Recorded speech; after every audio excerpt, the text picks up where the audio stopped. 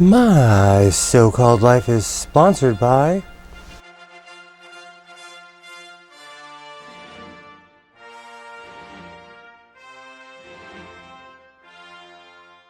How's it going? I'm Godless Sewing, and this is the Godless Sewing channel. So today, I'm going to show you the intricacies that it takes to make a coat. Also, I'm going to show you why attachments and I do not get along. Plus, I'm going to continue on my quest to make my grandma vest hardcore. So as always, strap on, wear a helmet, and let's go sewing!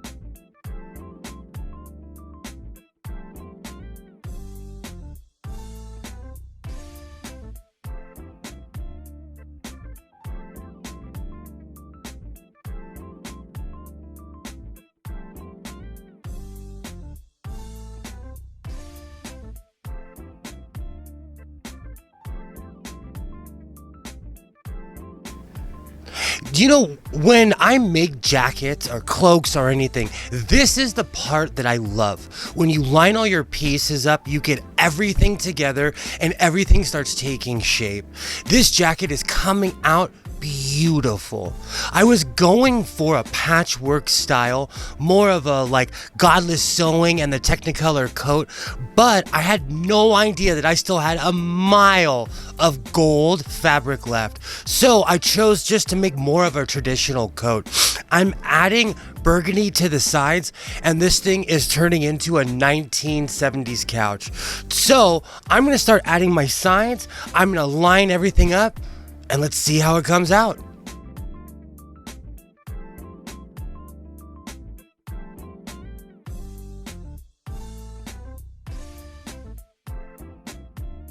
So when I started this project, I had no idea the direction it was going to go. I had a shape, I had my colors, but this jacket has slowly morphed into its own, and I love it. I've completely lined the sides. Now that the arms are attached, I've added the lining, and now all I have to do is sew it and see how it comes out.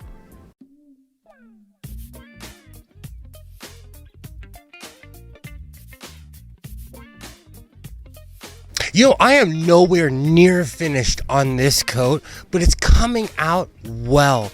I completely lined the sides, I completely lined the inside, and you know what? I really like the cut and the way it came out. A lot of hard work went into making this coat, but that's the thing. I absolutely love sewing. So it took me a week just to get to this point, but hey, it looks good.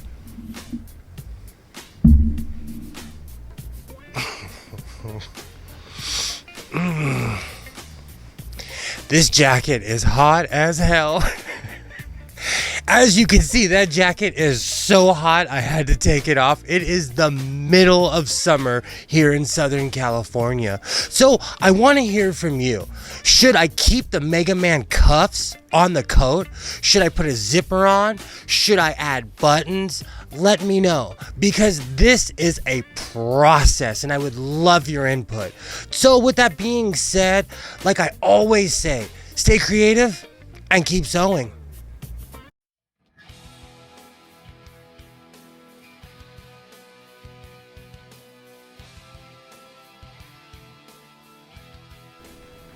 So I've got my pins in place. Let's sew it and see how it comes out.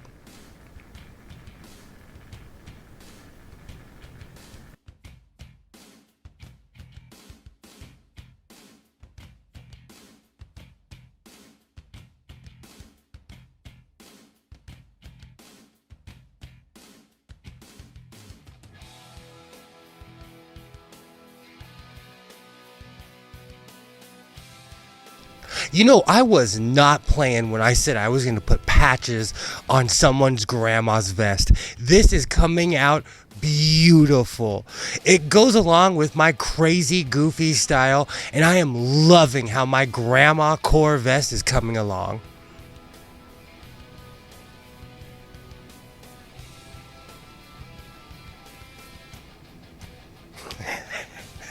Stay creative and keep sewing. I recently heard someone say that rotary attachments aren't for people who are beginning to sew. And I'm going to have to disagree. There is no better teacher than the 1,000 mistakes that you're going to make along the way. But as you're making those mistakes, you'll learn. Rotary attachments are not necessarily for the faint of heart because they take patience and time. I'm going to show you a quick hack with a hammer foot because I've been trying to perfect the hammer foot for over 30 years and it's still not working. So I'm going to show you a quick little trick that I do to give it the illusion of seams. Sewing attachments are not for the faint of heart. These things are complicated and they're not made for people with big giant fingers such as myself. So I'm going to show you an old-timey hack of what to do when you can't figure out your presser foot. So all I did was take my fabric and I flopped it over to where I want my hem. Put it underneath. Perfect. So you'll notice I did not put that in the hammer foot. All I did was put it underneath.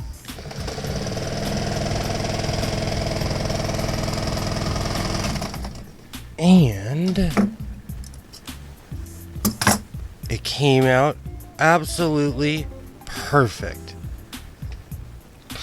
The problem with a lot of these older attachments is that sergers were invented. So if you've come to the point where you're using old-timey attachments, I'd recommend buying a serger.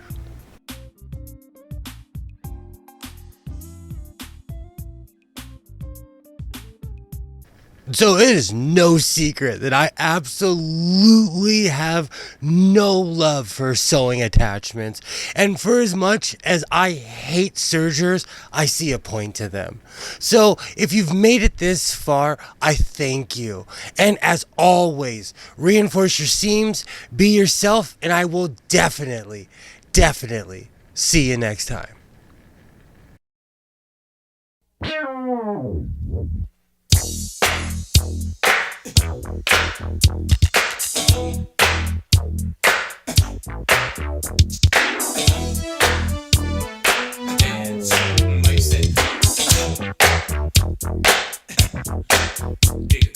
I can make it dance.